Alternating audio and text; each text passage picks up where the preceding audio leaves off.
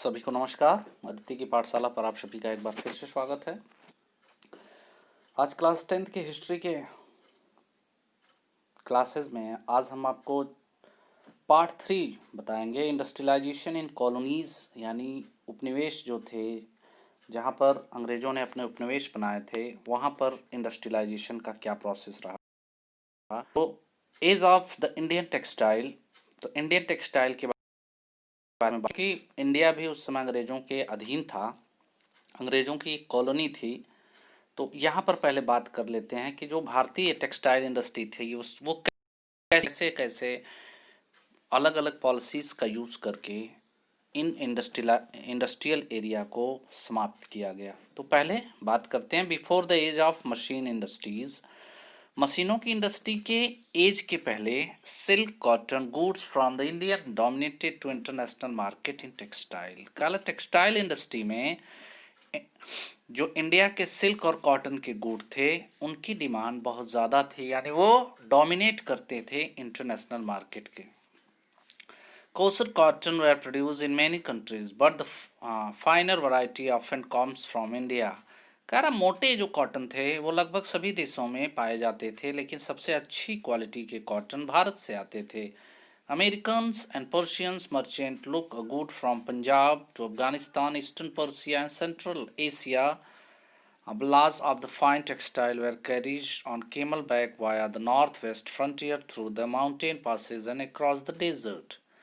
कह रहा है कि जो अमेरिकन और पर्शियन मर्चेंट थे वो पंजाब, अफगानिस्तान के रास्ते, ईस्टर्न पर्सिया, सेंट्रल एशिया के रास्ते कैमल्स के माध्यम से, कैमल्स की पीठ पर उन टेक्सटाइल गुड्स को लेकर नॉर्थ फ्रंटियर जो माउंटेन पासेस के थ्रू, डेजर्ट के थ्रू वो पर्शियन या सेंट्रल ईस्ट एशियन जाते और आते थे। भारत से ये जो सामान था वो माउंटेन के पास जो पासेस थे, रास्ते थे, उससे, डेजर्ट से, आदि के रास्तों से ये लोग उन रास्तों का प्रयोग करके कैमल के पीठ पर सामानों को लाद कर एक स्थान से दूसरे स्थान जाते थे। The vibrant sea trade opened through the main pre-colonial ports. Surat in Gujarat coast connect to India to the Gulf and Red Sea ports. Musallipatnam on the Coromandel coast on Hooghly in Bengal and had trade link with the southern eastern port. उसके अलावा समुद्री रास्तों से भी व्यापार होता था। जो गुजरात और सूरत, गुजरात है वह गल्फ कंट्रीज से, रेड सी के पोर्ट्स के माध्यम से जुड़ा हुआ था, और जो मुसल्लीपत्तनम है वो कोरोमेंडल कोस्ट जो था, हुगली जो बंगाल में है, ईस्ट एशियन पोर्ट से जुड़े हुए थे। of Indian merchants and bankers were involved in this network of export trade। Car export trade में कई इंडियन मर्चेंट और बैंकर लगे हुए थे या इन्वॉल्व थे, जिसमें वो financing, production, carrying goods, supplying, exporter आदि के वर्क में लगे हुए थे। Supplying merchant link to the port towns and inland region. जो सप्लाइंग मर्चेंट थे वो पोर्ट टाउन से इनलैंड रेगन यानी देश के आंतरिक भागों से जुड़े हुए थे। They give advance to the weaver procures the weaving cloth from weaving village carrying to supply to the port। वो एडवांस देते थे, यानी पैसे जो थे बुनकरों को एडवांस में देते थे ताकि वो कपड़ों को बुनकर गांव में सप्लाई के रूप में बंदरगाहों तक पहुंचा दें। At the port, the big shippers and export merchant had brokers who negotiate the price and brought goods from the supply merchant and opening inland। कह रहा है वहाँ पर जो पोर्ट होता था वहाँ पर बड़े बड़े जो व्यापारी होते थे वो प्राइसेस में नेगोशिएशन करते थे। जो छोटे व्यापारी होते थे जो देश के आंतरिक भागों से बुनकरों को एडवांस देकर पैसा या सामान को इकट्ठा करते थे, उन्हें उनके पैसे में वो नेगोशिएशन करते थे। By 1750 this network control by Indian merchant. 1750 में तक इसे भारतीय व्यापारी कंट्रोल करते थे। वाज ब्रेकिंग डाउन, अब यह धीरे धीरे टूटने लगा। The European companies gradually gain power, धीरे धीरे यूरोपियन कंपनी शक्ति अर्जित करने लगी। first securing a variety of concessions from local courts, then monopoly right to the trade। धीरे धीरे उन्होंने लोकल कोर्ट यानी स्थानीय अदालतों से धीरे धीरे सुरक्षा प्राप्त कर ली, अलग अलग प्रकार के कंसेशंस प्राप्त कर लिए और उसके बाद व्यापार में मोनोपोली को प्राप्त कर लिया यानी एकाधिकार को प्राप्त कर लिया। दिस रिजल्ट, इसका परिणाम क्या हुआ कि भारत में जो पुराने बंदरगाह थे जैसे सूरत था, उसका हुगली था, धीरे धीरे जो लोकल मर्चेंट थे उनका ऑपरेशन बंद हो गया। मीन्स उनको वो जो वहाँ पर वर्क करते थे बंद कर दिया गया। एक्सपोर्ट, यहाँ पर जो एक्सपोर्ट होता था, export from these port dramatically the credit had to finance earlier trade began drying up, the local bankers slowly went the bankrupts। The last year 17th century, the gross value of trade is passed through the Surat being 16 million by 1740 to slums to 3 million। कह रहा है कि धीरे धीरे credit facility को समाप्त कर दिया गया और जो लोकल बैंकर्स थे धीरे धीरे वो टूट गए। तो 17th सेंचुरी की समाप्ति या लास्ट साल में, जहाँ पर 1740 में सूरत बंदरगाह से 16 मिलियन जो ट्रेड वैल्यू था वह 1750 में घटकर 3 मिलियन ही रह गया। 1750 के क्या रह गया, 3 मिलियन ही रह गया। While Surat and Hooghly decayed, Bombay and Calcutta grew. जब सूरत और हुगली का महत्व तो कम हो रहा था तो बॉम्बे और कलकत्ता जो है वो नए बंदरगाह के रूप में आगे बढ़ रहे थे। This shift from old port to new ones was the indicator of growth of colonial power. कह रहा पुराने बंदरगाहों को समाप्त करके नए बंदरगाहों को बढ़ाना यह कॉलोनियल ग्रोथ का एक सूचक भी था, एक इंडिकेटर था। Trade through the new ports comes to be controlled by European companies and was carried to European ship. नया व्यापार नए बंदरगाहों से नए जो यूरोपियन कंपनीज थी उनके द्वारा कंट्रोल किया जा रहा था और वहाँ पर यूरोपियन शिप्स के द्वारा इस ट्रेड को किया जा रहा था। While the old trading house collapsed, that want to survive has new operation within the network shaped by the European trading companies। पुराना जो व्यापार था, पुराना जो ट्रेडिंग हाउस था वो नष्ट हो गया। अब वो अपने जीने के लिए नए ऑपरेशन को करने लगे जो कि यूरोपियन ट्रेडिंग कंपनी द्वारा बनाया गया या यूरोपियन ट्रेडिंग कंपनीज द्वारा बनाए गए नए वर्क में वह पार्टिसिपेट करने लगे या उसे करने लगे। अब बात करते हैं टू द वेवर, बुनकरों के साथ क्या हुआ। The Constitution of East India Company, powered after 1760, did not intently lead to decline the textile export from India।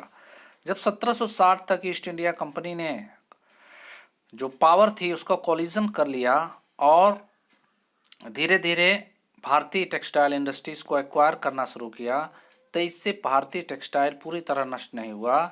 British cotton industry has not as expanded to India, Indian fine textile were great demand in Europe.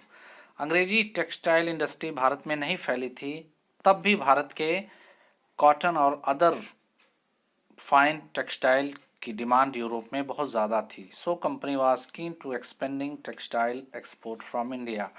इसीलिए company ने यह निर्णय लिया कि वह textile export जो है India में उसे जारी रखेगी। Before establishing political power, the Bengal and Karnataka in 1760 to 1770, the East India Company had found it difficult to ensure regular supply of goods to export। कह रहा है कि पॉलिटिकल पावर इस्टेब्लिश करने के बाद 1760 और 1770 में ईस्ट इंडिया कंपनी ने यह पाया कि रेगुलर जो गुड की सप्लाई है उसमें कठिनाई हो रही है, उसे एक्सपोर्ट करने में कठिनाई हो रही है। Then French, Dutch, Portuguese as well as local trader compete in market was secure on cloth. दूसरी जो कंपनियां थी, चाहे वो डच हो, फ्रांसीसी हो, पुर्तगाली हो, लोकल ट्रेडर्स हो, वो सभी अपने कपड़ों को सिक्योर करना चाहते थे, अपने कपड़ों के बुनाई को सिक्योर करना चाहते थे, मार्केट अपनी बनाना चाहते थे। इसीलिए जो वेवर्स थे वो मर्चेंट को जो सप्लाई देते थे, जो सेल करते थे, वो अपने बेस्ट बायर को चुनते थे ताकि उसे अच्छे से अच्छा पैसा मिल सके।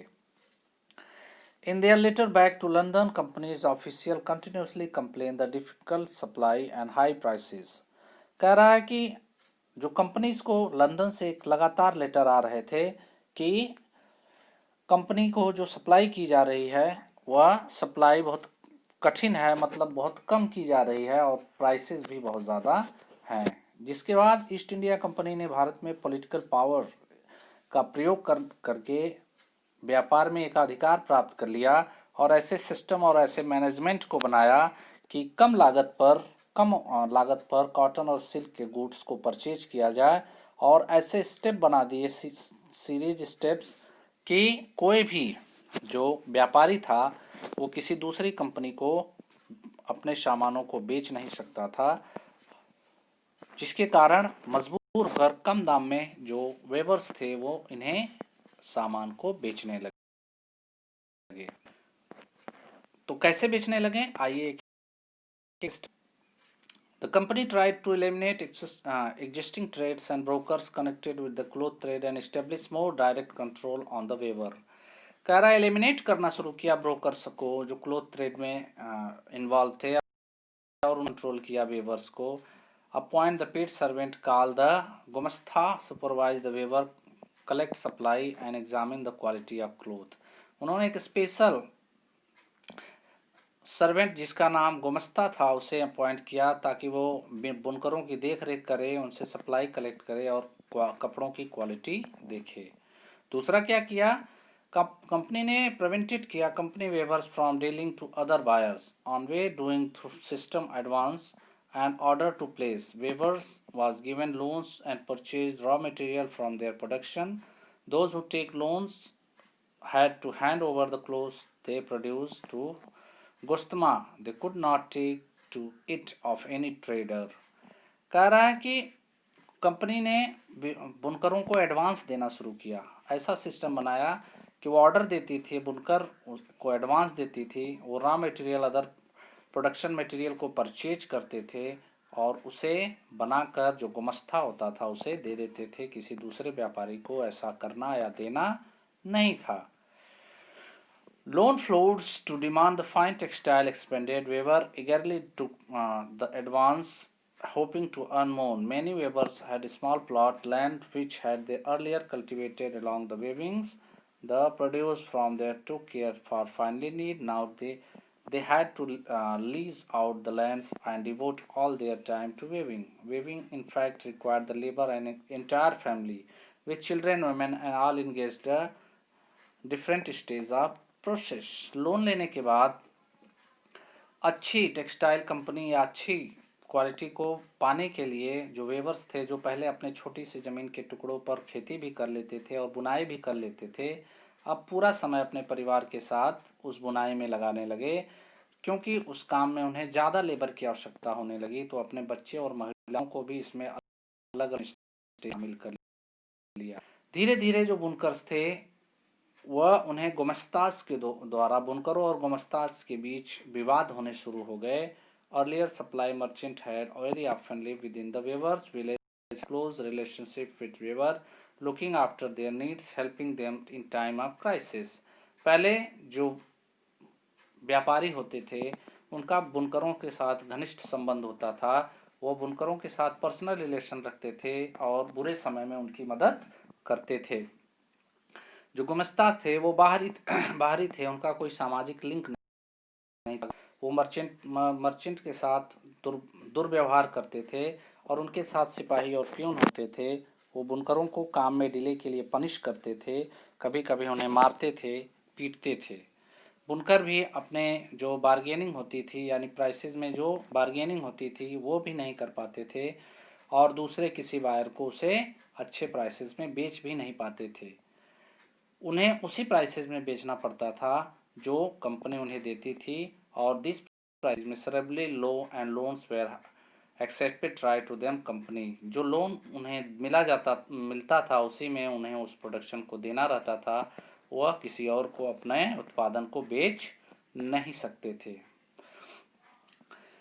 इन many places of Karnataka and Bengal, Karnataka और बंगाल के कई स्थानों पर जो वेवर्स थे यानी बुनकर थे, वो अपने गांव को छोड़कर दूसरे एरिया में चले गए, यानी वो गांव रेगिस्तान के रूप में बदल चुके थे। वहां पर जो लूम्स वगैरह थी उसे लेकर वो किसी दूसरे या फैमिली रिलेशन के पास चले गए थे, या जो बुनकर उस गांव में थे वो कंपनी का या उसके अधिकारियों का विरोध करने लगे, उनके खिलाफ आंदोलन करने लगे।